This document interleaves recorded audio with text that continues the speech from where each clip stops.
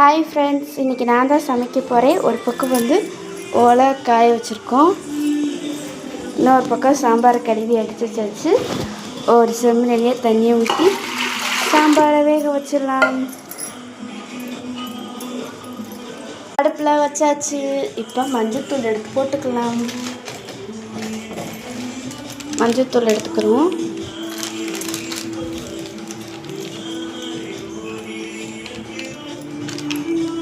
வேக வச்சிடலாம். இப்போ சாம்பாருக்கு தேவையான பொருளை ஃபுல்லாக நறுக்கி எடுத்துக்கிடுவோம்.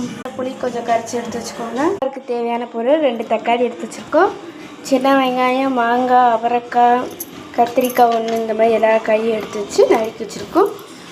பருப்பு கொதிச்சு வரும்போது இதை தூக்கி போட்டுடலாம். சாம்பார் நல்லா குட்டி வச்சாச்சு. இப்போ குக்கரை போட்டு மூடி வைக்கலாம். தாளிச்சு விட்டு அரிசி இறக்கி விட்டு தேங்க்யூ ஃபார் வாட்சிங்.